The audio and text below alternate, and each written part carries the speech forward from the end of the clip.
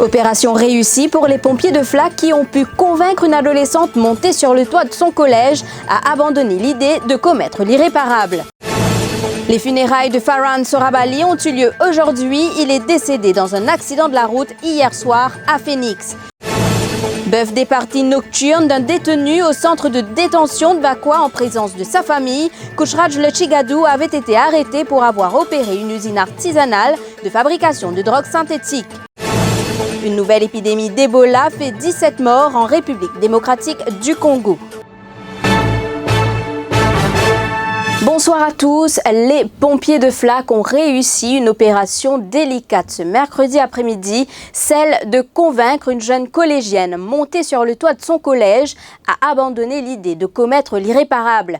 Plusieurs pompiers et policiers ont été mobilisés pour venir en aide à l'adolescente. Après l'opération, elle a été prise en charge par la Child Development Unit qui va enquêter et qui va apporter un soutien psychologique à la jeune fille.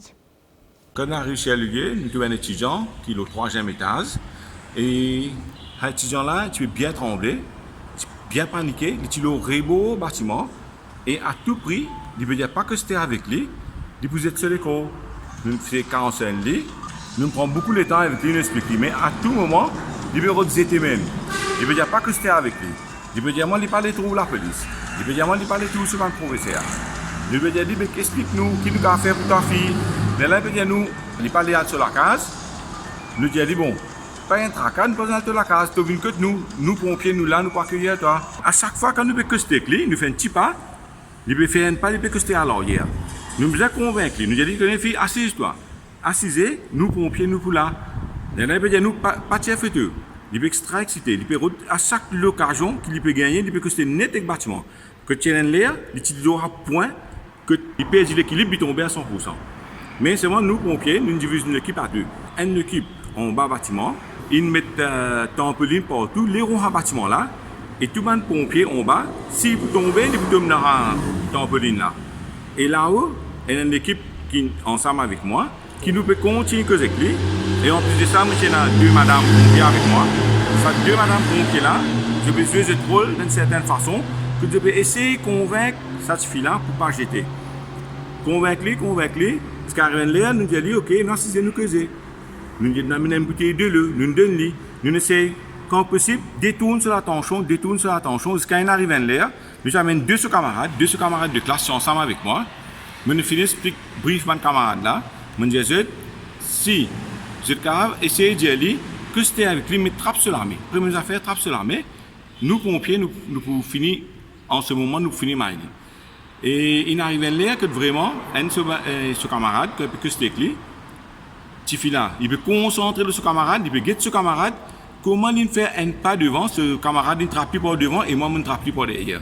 Et nous réussissons à emmener dans une classe, dans une cause d'église, quand il arrive à une certaine l'air, il dit ok, il paraît un petit peu stressé, une équipe SED qui est venue, il prend en charge cette fille-là, nous retournons à la station. SED et l'équipe CDU, qui sont ensemble. Le nombre d'accidents sur nos routes ne cesse de grimper. Un adolescent de 17 ans a connu une fin tragique. Hier soir à Phoenix, la motocyclette de Farhan Sorabali a été percutée par un van. Les funérailles du jeune homme ont eu lieu à Saint-Paul ce mercredi. Mima Omir Dahari. La tristesse pouvait se lire sur le visage des proches et amis de Farhan, partis beaucoup trop tôt. Nadir était dans sa compagnie juste avant le drame. Il a retrouvé son camarade à l'hôpital avant qu'il ne décède. La situation pas facile, tu vois. Nous tenons que un camarade. Il se retient un coup dans la petite moto. Après, tu as un camarade qui est monté dans un accident. Ça manque aujourd'hui, tu. Moi, j'ai un camarade qui aujourd'hui, quand il nous a laissé faire ce sujet, là, tu regardes, il redresse peu, c'est moi. Et avec l'ambulance, on dit non, allez. Moi, quand un camarade nous à l'hôpital, ça là, on a vu la même, on a décidé. Nous tous les deux, on a dit que c'est dernier souffle. Shabnaz est la tante paternelle de Farhan. Elle explique que son neveu avait emprunté la motocyclette d'un ami pour se rendre à la boutique. Il est parti sur motocyclette, son camarade sur motocyclette. Et Farhan est sorti la boutique, et il a resté bluffé. Le choc entre le van et la motocyclette a été violent. Farhan a été grièvement touché. Il peut penser au skate, il peut monter. En même temps, il sortit pour travailler à Dream Prize Phoenix. Et robot, il vient pour Farhan, mais il n'est pas même qui était super de skate peut venir. Il finit via dans le chemin à Limian. En même temps, la Farhan ne tape pas avec lui. Il est blessé sur la tête avec ce côte, sur les pieds aussi cassés. Il y a eu 68 morts sur nos routes depuis le début de cette année.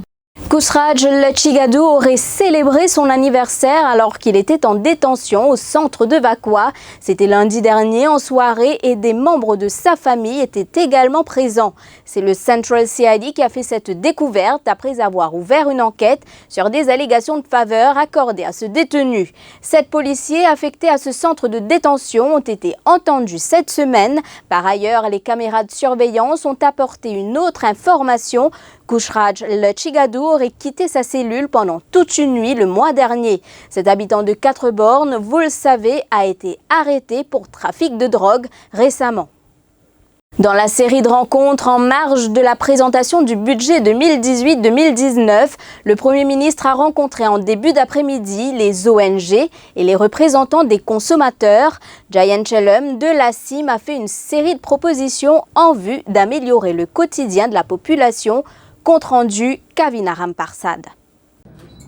Parmi les propositions faites par Jayan Chelum, celle d'améliorer l'état de nos routes. Selon le président de l'Association pour la protection des consommateurs, cela aidera à faire baisser le nombre de morts sur nos routes. De ban conducteurs, il y a l'infrastructure routière qui est défaillante, qui lui-même cause beaucoup d'accidents et beaucoup de mortalité. Donc, nous avons fait une recherche et non pas mettre blâme l'eau, les deux, ban conducteurs. Le chanteur Sylvain Kalicharon demande pour sa part que des artistes aient un lieu pour qu'ils puissent organiser des concerts. On demande juste un stade pour pouvoir jouer la musique. Parce que je n'ai pas de place pour jouer la musique. Vous avez un anniversaire, un mariage qui se peut tout jouer. Mais sinon, je ne peux pas payer un gros à faire pour faire un concert. Un financement pour cette activité? Non, je préfère un stade parce que le stade de la musique d'un pays comme ça, le pays n'a pas existé. Un stade de la musique, tu sais, que tout artiste qui performe. Le Premier ministre affirme qu'il a écouté ces propositions et qu'elles seront étudiées. Bien sûr, à l'écoute de toutes les propositions et donc pour les autres propositions qu'ils ont envoyées, quand même, ne pas écouter tout le monde aujourd'hui.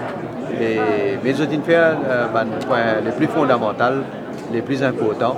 Et évidemment, nous continuons le travail sur cette proposition-là. Et nous aussi, nous avons certainement l'idée. Pravin Joknot reçoit demain les représentants des PME. 3 suspects arrêtés par la police après une bagarre survenue à Montroche samedi dernier. Parmi un conseiller municipal de Beau-Bassin-Rosile, Yvan Mouken du PMSD, bagarre qui avait fait 7 blessés. Les suspects ont été provisoirement inculpés hier pour agression avec préméditation. Pour rappel, 7 membres d'une famille ont été pris à partie par un groupe d'individus aux petites heures samedi matin. L'un des blessés se trouve toujours à l'hôpital. Des cas de grippe H1N1, H3N2 et B répertoriés à Maurice. Ces virus sont actuellement en circulation dans l'île. Le ministère de la Santé tire la sonnette d'alarme. Ces virus peuvent être dangereux, voire fatals pour certaines personnes. Il s'agit des femmes enceintes, des enfants de moins de 5 ans, des personnes âgées ou encore ceux souffrant de maladies chroniques. Ces personnes doivent se faire vacciner contre la grippe au plus vite. Et puis, dans le cahier international, il revient. La République démocratique du Congo fait face à une nouvelle épidémie de maladie à virus Ebola qui a déjà tué 17 personnes dans la province de l'Équateur, a indiqué le ministère de la Santé.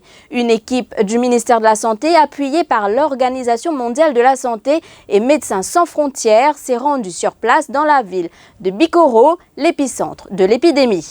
Et aux États-Unis, Gina Haspel, figure de l'agence de renseignement depuis plus de 30 ans et candidate pour en prendre la tête, doit être auditionnée aujourd'hui par la commission du renseignement du Sénat.